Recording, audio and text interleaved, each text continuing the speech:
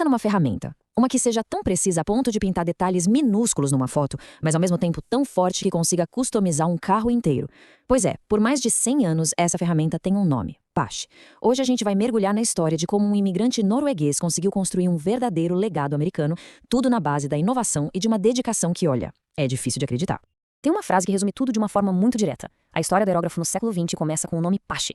Isso já diz tudo, né? Não estamos falando de só mais uma empresa no meio de tantas outras. Estamos falando do marco zero, do ponto de partida de uma nova era para artistas e inventores. Agora olha para esse número, 20. O que será que ele significa? 20 horas.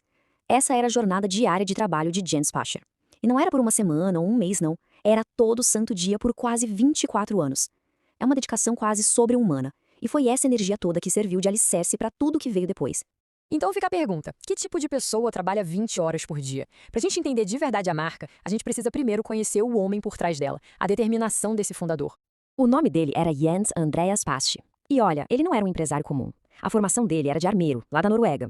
Um ofício que exige uma precisão, uma atenção ao detalhe que é absurda. E foi essa mentalidade, essa obsessão pela mecânica perfeita, que ele trouxe na bagagem quando foi para a América em 1900, prontinha para ser usada em algo novo. Mas, ter uma visão de precisão e qualidade é uma coisa. Agora, transformar isso numa empresa de sucesso é outra história, completamente diferente. O comecinho da Pache é bem aquela história clássica de ambição e principalmente de coragem para seguir o próprio caminho. Depois de um tempo trabalhando para a concorrência, a Taylor & Chandler, o Pache decidiu que ele podia fazer melhor. E aí, em 1904, lá em Chicago, ele apostou em si mesmo e fundou a Pache Airbrush Company. Ele estava pronto para colocar as próprias inovações no mercado. E o que veio a seguir foi simplesmente um período de inovação sem parar. A Pache não estava só tentando vender um produto. Eles tinham uma missão, quase uma obsessão, de redefinir o que um aerógrafo podia fazer. Essa linha do tempo aqui mostra bem o ritmo acelerado das coisas. A empresa nasceu em 1904 e só um ano depois já tinha a primeira patente. Em 1915, lançaram o primeiro catálogo, consolidando a marca. Nos anos 30, inventaram ferramentas completamente novas e nos anos 50 aperfeiçoaram a tecnologia que mudaria tudo. Cada data dessa aqui representa um salto enorme. E o mais interessante de olhar para esses primeiros projetos é a velocidade da evolução. A primeira patente, em 1905, foi uma melhoria de um design que já existia. Mas poucos anos depois, em 1907 e 1908, a gente já vê o Pache trazendo conceitos totalmente originais, como o gatilho na lateral e a base do que viria a ser o famoso modelo DD de ação simples. E aqui está a inovação que mudou as regras do jogo. A diferença entre ação simples e ação dupla. Com o modelo H, de ação simples, o artista ajustava a tinta na mão, sabe? Como se fosse girar uma torneira. Era um ajuste de cada vez. Já com o modelo DD, de ação dupla, o controle era total e instantâneo. Tudo na ponta do dedo, com um único gatilho. Essa mudança pode parecer pequena, mas não foi só um ajuste. Foi uma verdadeira revolução para os artistas. De repente, eles tinham um nível de controle dinâmico, intuitivo, que abriu um universo inteiro de novas possibilidades criativas. Só que grandes invenções por si sós não garantem um legado, né? A Pache precisava se transformar de uma oficina de inventor em uma marca reconhecida no mundo todo. Vamos ver como eles construíram essa reputação. 48. Esse era o número de páginas do primeiro catálogo oficial da Pache lá de 1915. Foi um momento decisivo que mostrou para o mundo que a Pache não era mais só uma coleção de patentes, e sim uma linha completa de ferramentas para profissionais. E a inovação não parou por aí. Nos anos 30, o Pache patenteou o Air Eraser.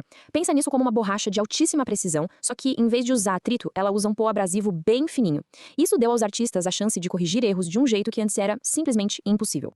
O crescimento da empresa também fica claro na história dos prédios. A fábrica original, de 1922, em Chicago, precisou ser expandida 3 vezes para dar conta de tanto pedido. E mesmo depois de um tempo nos subúrbios, a empresa manteve as raízes e voltou para Chicago em 2005, reafirmando a sua identidade. Mas produtos e fábricas sozinhos não garantem a sobrevivência por mais de um século. Para isso, é preciso algo a mais, uma liderança consistente.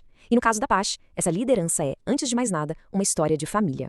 Em 2004, a empresa atingiu um marco impressionante, 100 anos de atividade. Pense em tudo que mudou no mundo de 1904 a 2004. Da arte de rua à customização de foguetes, a Pache não só sobreviveu, como se adaptou e continuou extremamente relevante. E o segredo para essa longevidade toda talvez esteja aqui.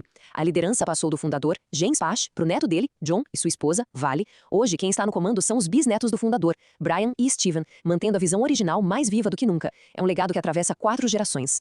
E isso nos leva a uma pergunta final.